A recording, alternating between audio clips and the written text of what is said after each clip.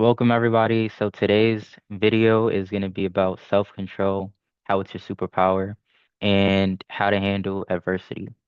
And I've overcome for the past couple years, I've overcome the most amount of adversity that I've ever had to face in my life. So this is going to be an interesting topic. I'm actually excited about this one. So how I overcame adversity, I still overcome adversity. I actually love adversity. So let's talk about how you should not give up on your goals, your dreams, um, if you lack income. 'Cause there's a lot of people that lack income and they choose to give that a reason for themselves to avoid being who they should be or who they think they could be.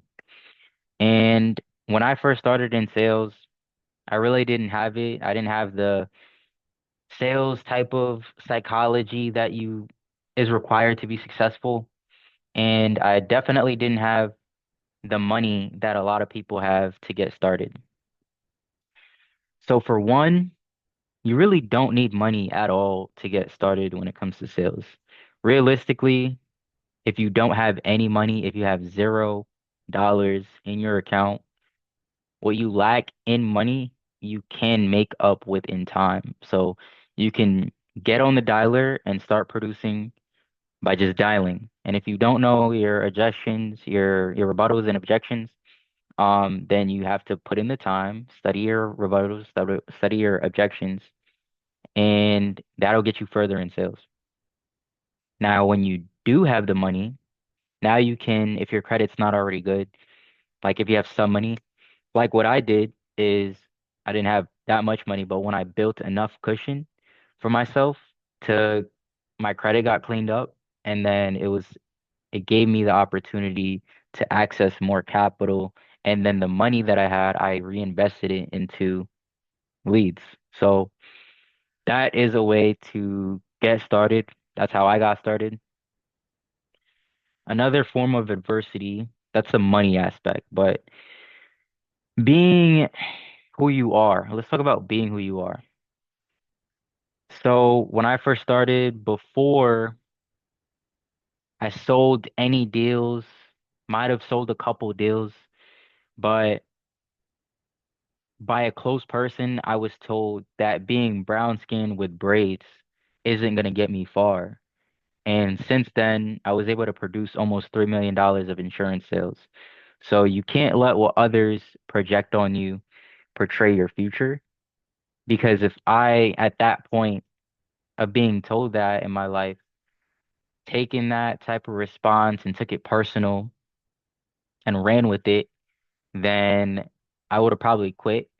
But you have to use things like that as fuel to push you further. So I used it as fuel, and in fact, I did, I'll be honest, I felt a way about that comment because I get that, it could be an honest statement at the end of the day. It could be true,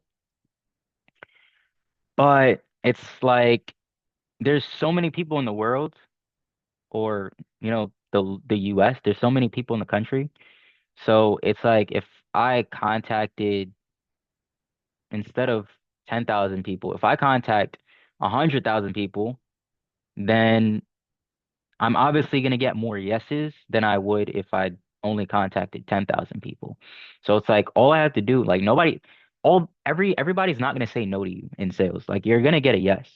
Like every no that you get is going to be closer to your next yes. It's all about perspective. Like everybody has a different perspective. So that's why there's a huge difference between the people that are unsuccessful versus the people who are successful. It's that little binary thought that successful people have that unsuccessful people don't have. But yeah, that's one of my takes on adversity. Another take that I have on adversity that I overcame was when I had dropped out of college. And when I dropped out of college, it was a heartbreaking moment for me because I never thought that I would get into like that type of situation to where I would just give up on school. Because I was like maybe like I don't know, B or C class student. I don't even know like what the range is, the ratio, all I know is, or the grade factor is, all I know is that I was probably slinging maybe 65, 70s in school. I was never like the A plus student, but seeing other people like my peers that I went to high school with and whatnot get like college degrees and stuff like that, I never really seen it as a bad thing. Like I still love the fact that they're pursuing their dreams and whatnot. I just think college is not for everybody. It's obviously not for me. The only thing that I would go back for would be like, finance, but other than that, I just don't see it personally for me. Just to understand numbers more than I do now. Um, but yeah, there's college is great for certain people. And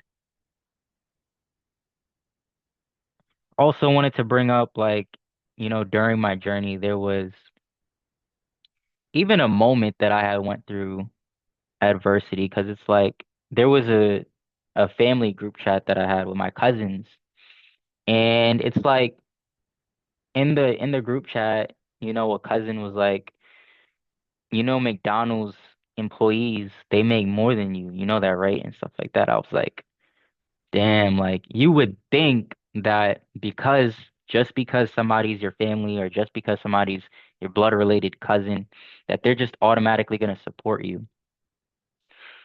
So that's not always the case. In fact, that's most likely never the case. Strangers are most likely going to be the first people to support your business. Um, and I had to learn that the hard way.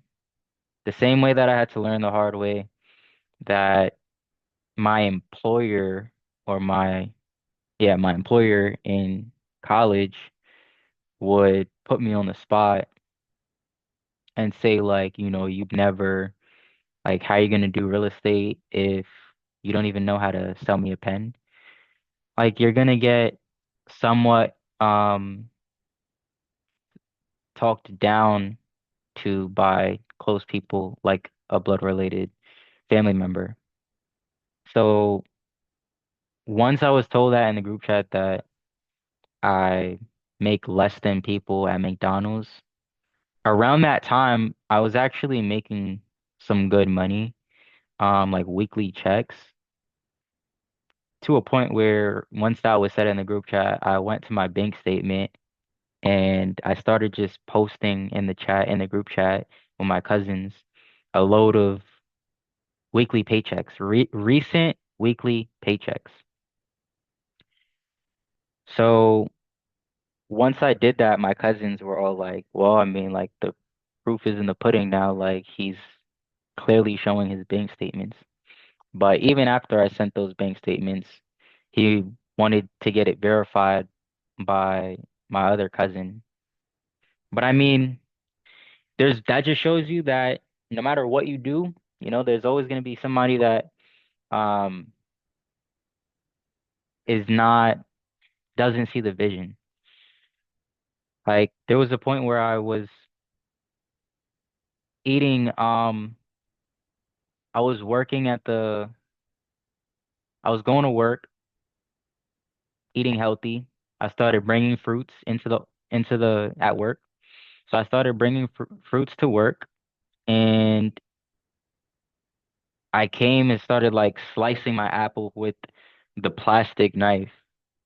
So one person came into the kitchen and they're like, since when do people cut like fruits with plastic, like knives and stuff like that? Then the next day, I came into the kitchen. I started cutting my next apple the following day with a sharp knife that I brought from home. And then I was told like, damn, you brought that sharp ass knife to the like work. Like, so it's like no matter what you do, somebody's always gonna say something. It doesn't matter what you do. So just be yourself, keep being you. Um, I also want to mention the fact that you should not be afraid to challenge your weaknesses because that's how you become the better version of yourself. And this is important because I'll give you an example. So, and this is something that I do till this day. I always want to feel uncomfortable because I know that when I start feeling comfortable, I am not productive and it just doesn't align with my goals when I feel like I'm being unproductive. I'll still keep like, some type of me time, but most of the time it's work, strictly. So, and and I do read too, but one of the things that makes sure I challenge myself is the fact that I chose Muay Thai. And I chose Muay Thai because I was I know that I was going to be challenged for being in a fight with someone. Like I never thought I would get punched in the face, let alone kicked in the face. I got kicked in the face maybe like 2 weeks ago. Yeah, I started bleeding and I don't want to get kicked in the face. It wasn't expected, like it wasn't intentional, but I mean, sometimes that's the price of putting yourself in uncomfortable situations. And who knows, the way that I was kicked in the face that day 2 weeks ago, maybe it could be the same way that I might get kicked in the face in the future, but at least next time if I get kicked in the face, I'll know how to I'll know how to rebuttal it. I'll know how to it might feel less painful, you know? But those are a few things that I wanted to go over. Um, the journey that like I've gone through a lot through the journey that I had to go through to get to where I am in sales career, like over the last like 4 years, because I've been doing insurance sales for the last like 4 years, and I had to become a whole different person than I was before. And with what I'm doing now outside of insurance sales, it's about to be a whole different a whole different type of ball game. So it's kind of like I'll just have to let the numbers speak for itself, but that's where we're at right now. And for those of you who are watching, hope you guys enjoyed this video. Stay tuned for more. I'll give everybody some updates, and I always give weekly updates on my trading journey. And there's going to be a lot of changes very shortly because of the type of return on investment you could get with something like trading. So stay tuned for more. Hope you guys enjoyed it.